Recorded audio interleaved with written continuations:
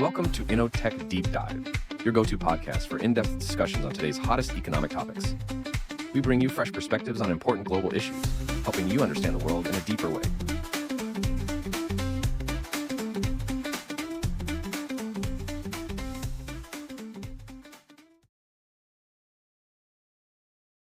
Hello everyone and welcome back to InnoTech.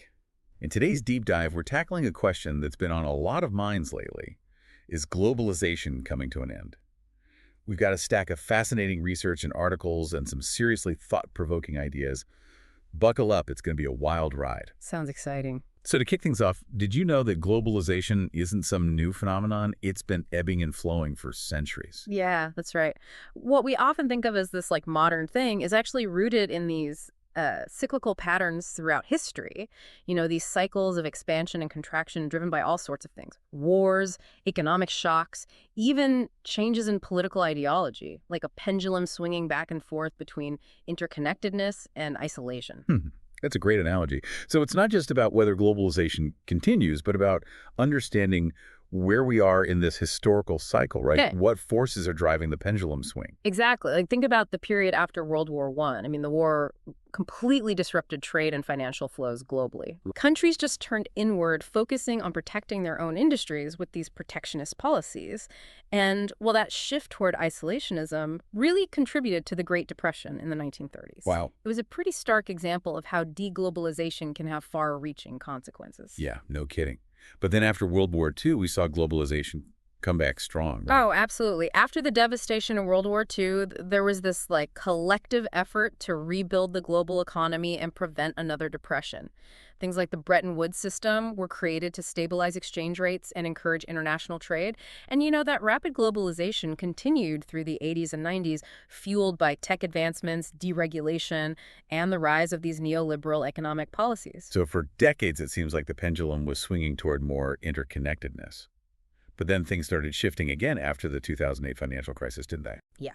The 2008 crisis was a huge turning point. All of a sudden, everyone saw just how vulnerable we were because of globalization, our reliance on these super complex global supply chains, and how easily economic shocks can spread.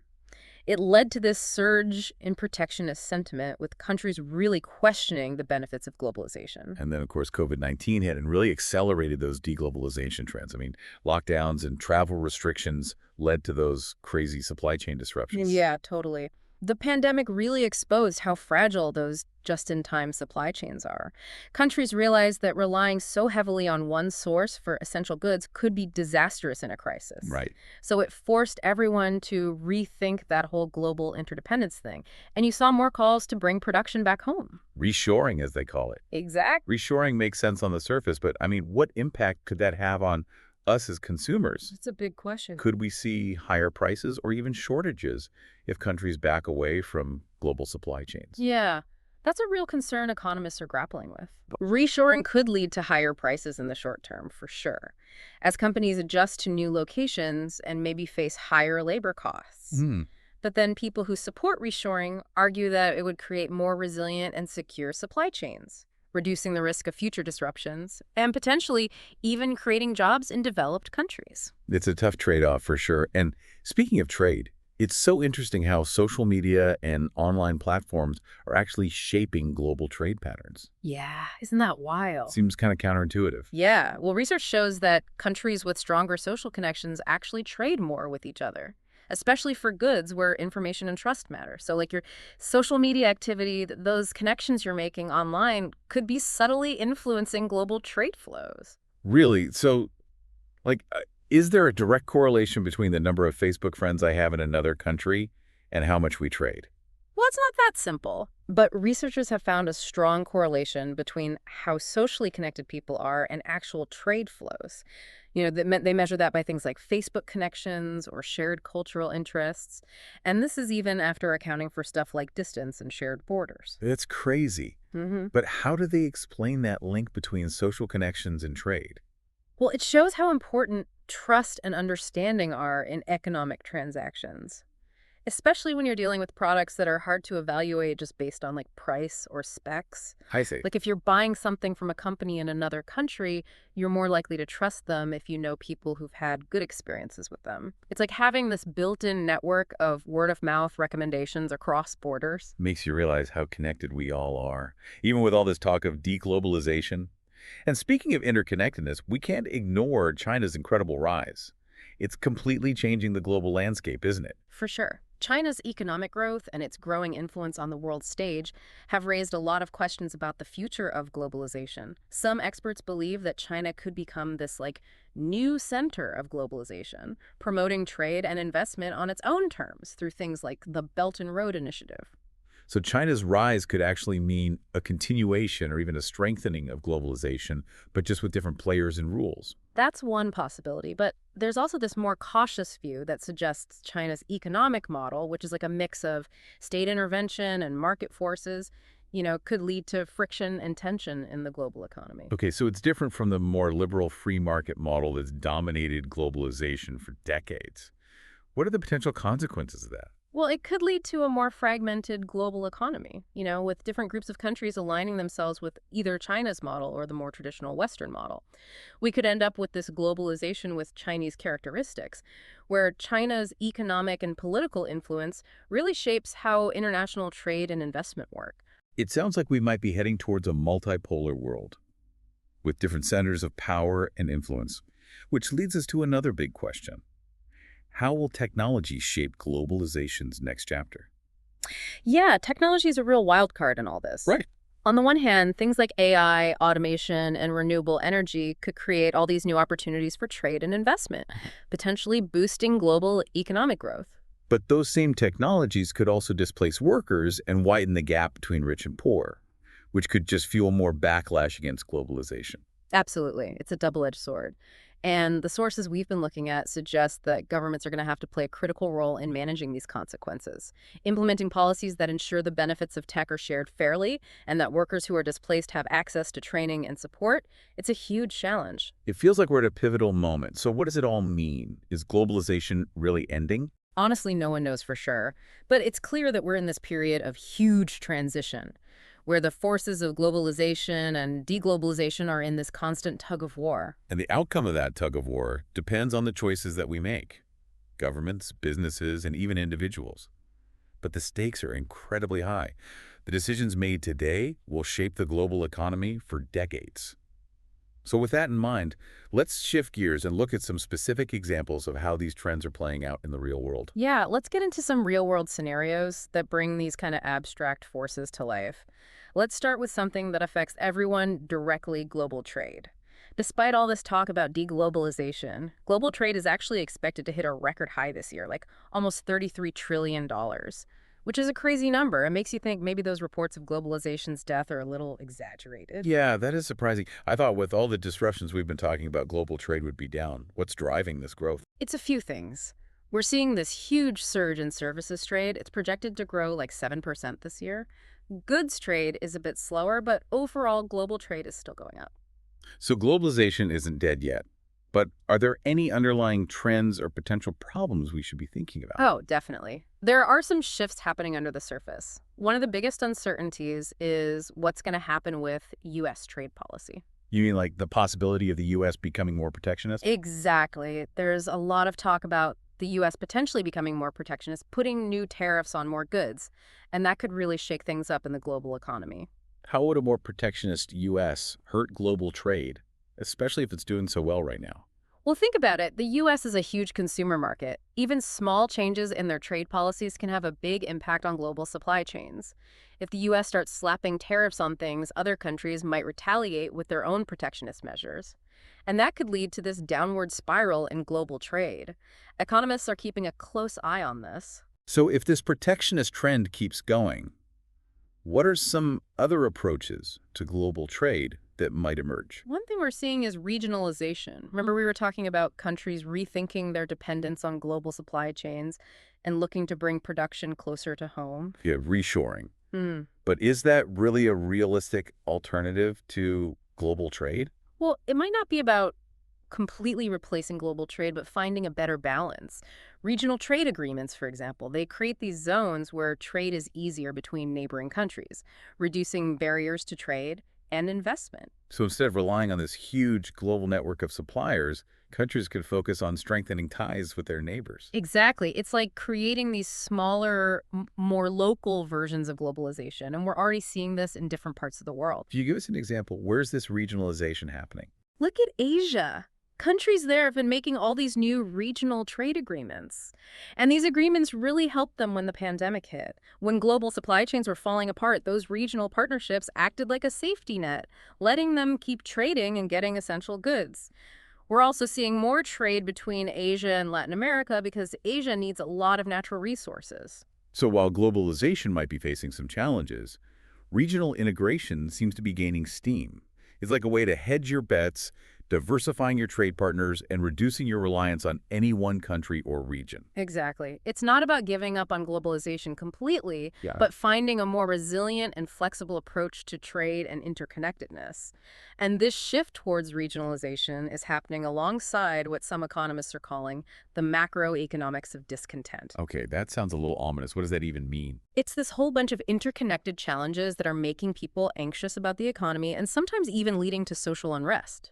We're talking about things like inflation that just won't go away, rising inequality, and this feeling that the benefits of economic growth aren't being shared fairly. It sounds like a recipe for disaster, especially when you consider that all of this discontent is happening at the same time that global economic growth is slowing down. You're right. And there are a lot of factors feeding into this economic slowdown. For example, we're seeing what they call delayed monetary loosening in developed economies. Basically, central banks are hesitant to lower interest rates, which can make borrowing more expensive and slow down economic activity. And if developed economies are slowing down, wouldn't that hurt developing countries that rely on exporting to those markets? Absolutely. It's like a domino effect, putting even more pressure on economies that are already struggling. And to make things worse, the US dollar has been getting stronger, which makes it harder for developing countries to pay back their debts. Many of those debts are in US dollars. Sounds like we're stuck in a vicious cycle. The very forces that have driven globalization, things like the free flow of capital and trade, they can also make inequality worse, both within countries and between them. That's a key point. And because of this, there are more and more people calling for a more fair approach to globalization, one that benefits everyone, not just a select few. Okay, I'm starting to see how all these pieces fit together: the slowing growth, the financial pressure, the social unrest, and this potential shift away from traditional globalization. It's like a giant puzzle where everything affects everything else. That's a great way to think about it, and it really underscores how complex this issue is.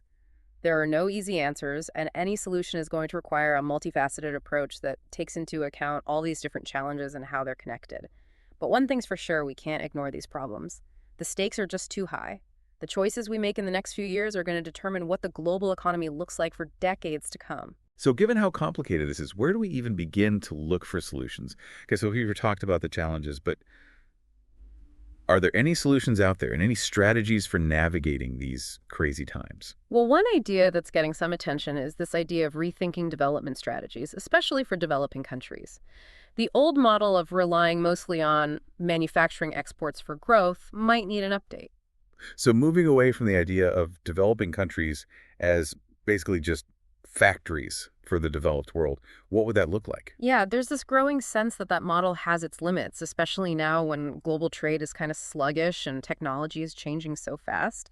One alternative is to focus on developing their own service sectors. What kind of services are we talking about? Services that aren't so dependent on international trade. Things that meet local needs, like healthcare, education, even local tourism.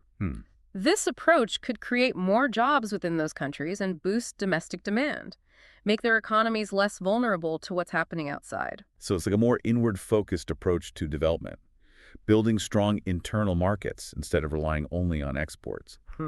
But wouldn't that risk making the global economy even more fragmented? It's not about completely shutting out the world. It's about finding a better balance, leveraging both domestic and international opportunities.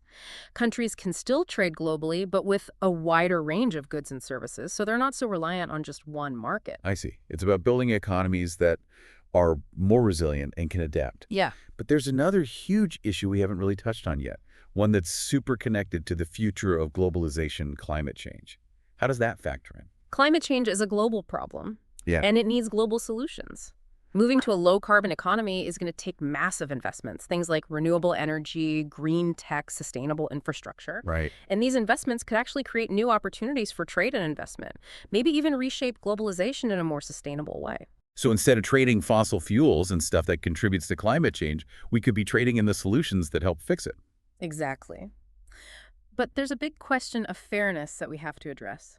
The countries that have contributed the least to climate change are often the ones that are most vulnerable to its effects. Yeah, they're the ones facing rising sea levels and extreme weather, but they often don't have the resources to adapt. Exactly. So we need international cooperation to help developing countries make that transition to a low-carbon economy, to make sure they're not left behind. It's tricky because we need global coordination to tackle climate change.